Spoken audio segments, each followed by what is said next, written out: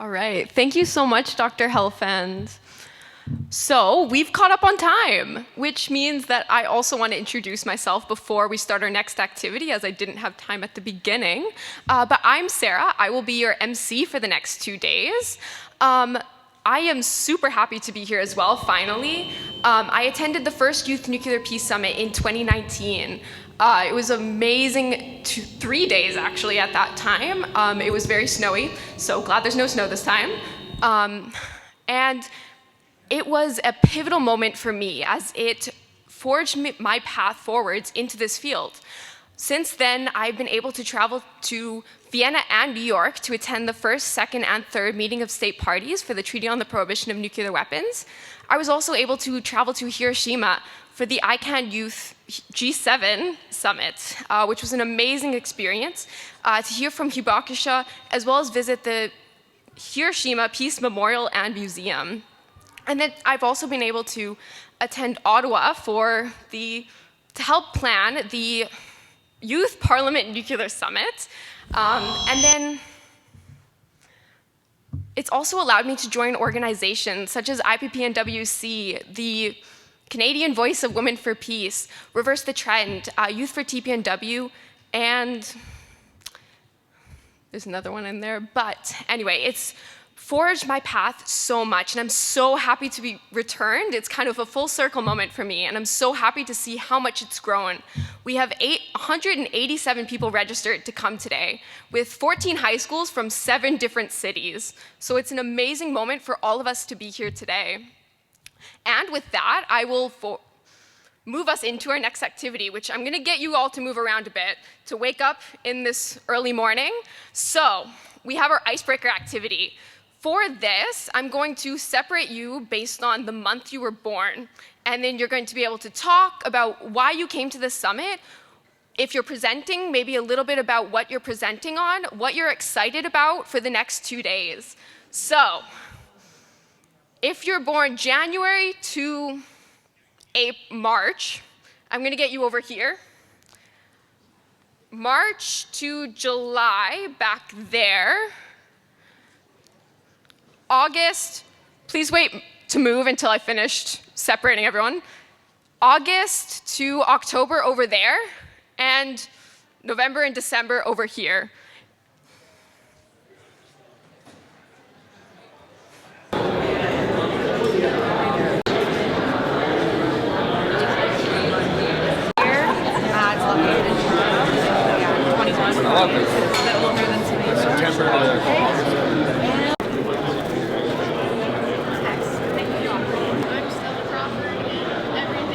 Awesome. Hi, guys. Hello, everyone. We are from Lord Selkirk Regional Comprehensive Secondary School. My name is Selena. This is Sarah, Lena, Lexi, Owen, Jillian, and Riley. So we are very honored to be here today. Our topic is the humanitarian costs of nuclear weapons. So we are all aware of what can happen and has happened in the past when nuclear weapons are detonated. But what we don't often talk about is the effects even prior to detonation. So here we are to bring these consequences to light.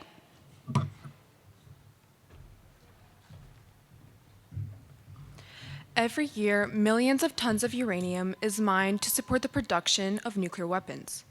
But this comes at a devastating cost to the environment and the communities that depend on it to survive. Uranium is the main material used in the production and maintenance of nuclear technology. However, its extraction and processing come with serious humanitarian and environmental consequences. Mining and milling operations produce toxic waste that can leak heavy metals and radioactive materials into groundwater and surface water, contaminating the soil around it. Over time, this pollution harms ecosystems, threatens wildlife, and puts human health at risk. Most uranium mining happens in or near indigenous lands and poor populations, with approximately 70% of the world's 6 million tons of uranium being found next to or directly on indigenous territories. The effects of these mines are massive, as the contamination of the water, soil, and air impacts the lives of the people and their traditional ways of living.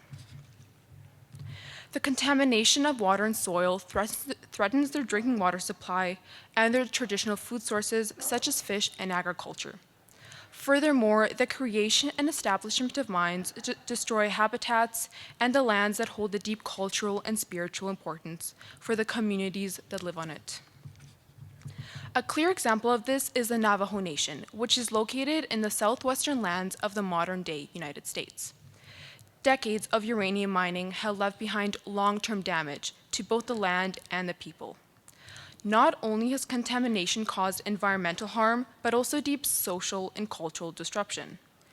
Uranium mining has polluted much of the reservation's water and soil with radioactive particles and heavy metals. Even today, there are over 500 abandoned mines, uranium mines, that remain on Navajo land, with many still containing radioactive waste that continue to pollute the surrounding environment and threaten the health of those living nearby.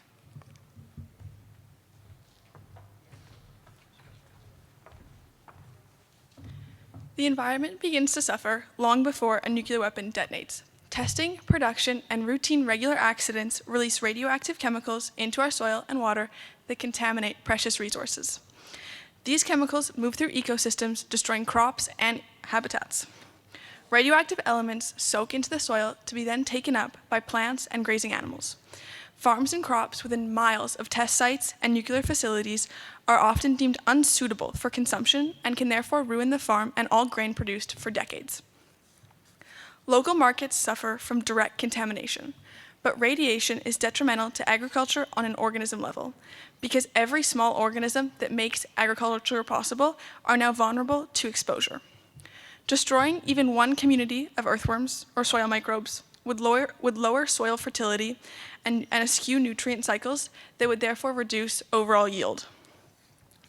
Pollinators, like bees and butterflies, are extremely sensitive to radiation, and a decline in pollinators would mean fewer crops that can successfully reproduce. And for parts of the world without industrial agriculture, those that rely entirely on horticulture, this would put a stop to all necessary food production. Beyond agriculture, radiation disrupts entire ecosystems, taking out small mammals and fish that are the balancing act in our food chain. Facilities and accidents also contaminate irrigation networks. They remove critical water systems from local food sources. Even after an effort is put in to clean up, the radioactive elements can remain active in soil and groundwater for centuries, so any land within these areas will take generations before we can safely use them again. When these crucial systems fail, communities lose food and water security long before a weapon can be used. Smaller harvests, contaminated grain, and damaged ecosystems weaken the environment and food chains, so they are less able to recover from the usage of a nuclear weapon. After a nuclear weapon is detonated, the environment would take centuries to recover fully. Farmlands, forests, and water systems would be burned to the ground or poisoned by the radioactive contamination. A detonation would lead to the starvation of upwards of 2 billion people, or a quarter of all human population. A nuclear global famine is caused by what scientists call a nuclear winter, in which the smoke from the global fires blocks the sunlight and cools the planet down substantially. Growing seasons would become shorter, rainfall would decline, and grain crops would begin to fail across all continents. With fewer crops, the livestock starve, and with both of our resources for human nutrition gone, the death toll due to starvation would be unprecedented. Famine would cause a complete economic and social breakdown because humans would no longer be able to support themselves and sustain themselves. If a nuclear weapon detonated, it would tear apart the system that keeps the world alive.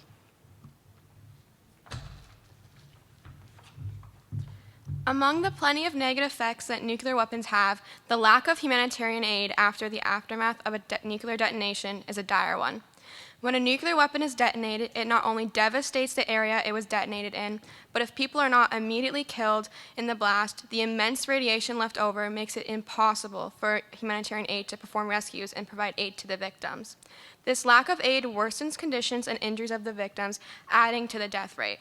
Unlike a regular, non-nuclear bomb, when a nuclear weapon is detonated, it not only destroys the medical facilities, firefighter stations, and police stations, but the radiation makes it impossible for aid to be brought in. In Japan, after the Hiroshima bombing, humanitarian aid was not brought in until after a month after the bombing, and only because of international relief efforts from the International Committee of the Red Cross, which is a likely scenario for all areas affected by nuclear attacks. While efforts to bring aid into Hiroshima started as soon as possible, Japan's government was far too devastated by the destruction to provide efficient aid. And volunteers and aid workers who attempted to enter the city immediately after the bomb died from the radiation, which delayed the mission. When a non-nuclear bomb is used, the victims still have almost immediate access to medical care and aid. The victims of Hiroshima and Nagasaki were left with destroyed medical facilities and a lack of aid from the outside areas, causing a majority of victims to die without any care to their wounds. Nuclear weapons are exceptionally more dangerous than non-nuclear bombs, because when nuclear weapons are set off, no one can help until it is too late. If nuclear weapons were used today, we would face the same consequences, if not worse, than in 1945, since nuclear power has grown so much since then. Cities would be devastated, people would die, survivors would die to the lack of no aid, and all anyone could do was watch until radiation levels are safe enough to begin to help. But by then, lives that could have been saved if we were able to act faster would already be gone.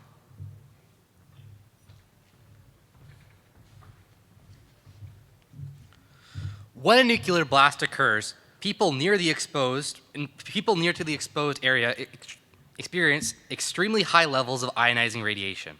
This radiation has enough energy to damage the atoms in human cells, breaking apart DNA and disrupting the body's normal functions.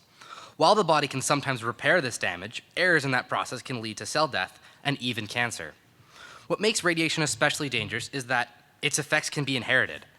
Genetic mutations can appear in children or grandchildren of those exposed, leading to birth defects or other lifelong conditions. The immediate physical effects of a nuclear detonation are catastrophic. People who survive the blast itself face extreme burns, nausea, vomiting, and acute radiation syndrome, a deadly condition that attacks the bone marrow, the stomach, and even the brain. Within a few miles of ground zero, victims may suffer massive internal injuries and radiation poisoning. Survivors that live through the blast experience trauma combined with radiation sickness that can kill within days or weeks. For those that live past the initial exposure, the long-term effects continue for decades. Studies of Hiroshima and Nagasaki survivors show that radiation greatly increased the risks of cancers, heart disease, and other chronic illnesses. Similar long-term health consequences were observed in the Marshall Islands, where U.S. nuclear testing exposed local populations to an intense fallout, resulting in elevated cancer rates, birth defects, and forced displacement from contaminated homelands. Even small doses raise lifetime cancer risks in a dose-dependent way. These effects remind us that nuclear materials carry consequences far beyond the moment of detonation, altering human health and genetics for generations. Understanding these dangers is essential, not only to protect life today, but to ensure that future generations never suffer the same invisible scars of radiation.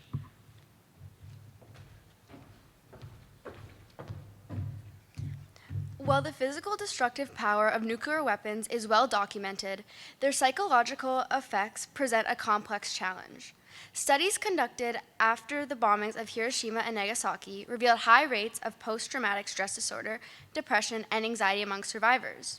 It's documented that over 1,100 survivors committed suicide due to not being able to cope with the psychological tolls that the bombing took on their life. A 2015 psychiatry study showed that second-generation survivors also exhibited higher rates of mental health issues compared to the general population. These findings suggest that the psychological trauma of nuclear events can be transmitted across generations. This is also known as generational trauma. Furthermore, the constant threat of nuclear war contributes to the phenomenon known as nuclear anxiety. This anxiety can manifest in many different ways, such as chronic stress, sleep disturbances, and impaired cognitive function. The ongoing conflict between Russia and Ukraine is a prime example of the causation of nuclear anxiety, as many people around the world fear that nuclear weapons may be brought into it. In the United States, surveys stated that 73% of Americans were worried about this issue becoming a reality. Research also indicates that nuclear anxiety can destroy social trust and political engagement. This destruction of trust can undermine the government and make it difficult to address global challenges. The psychological impact of nuclear war extends beyond individual well-being. It also affects international relations and security. An international 2018 study found that leaders who believed in the inevitability of nuclear war were more likely to engage in risky behavior, increasing the likelihood of conflict. Addressing the psychological impact that nuclear weapons possess is a complex but important matter that people need to be educated on.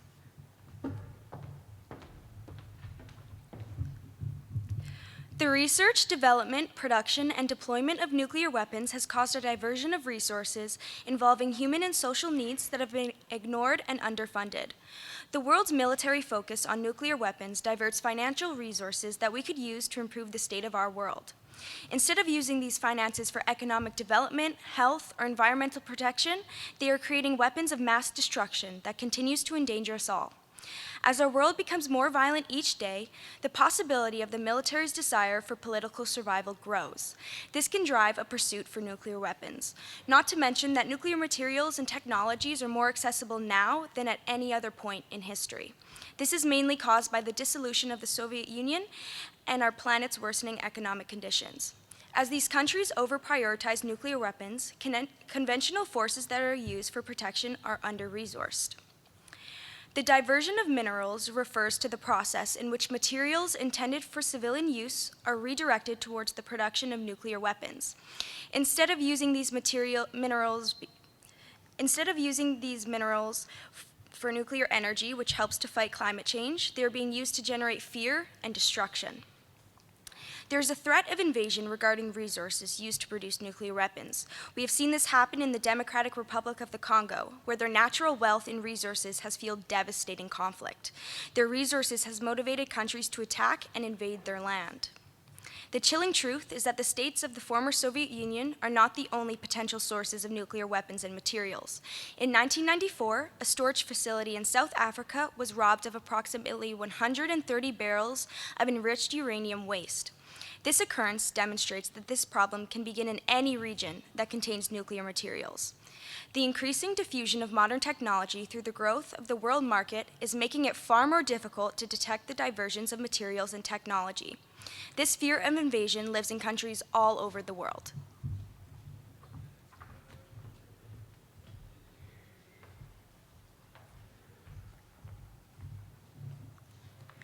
Here's some information to put into perspective the severity of our prioritization of nuclear weapons.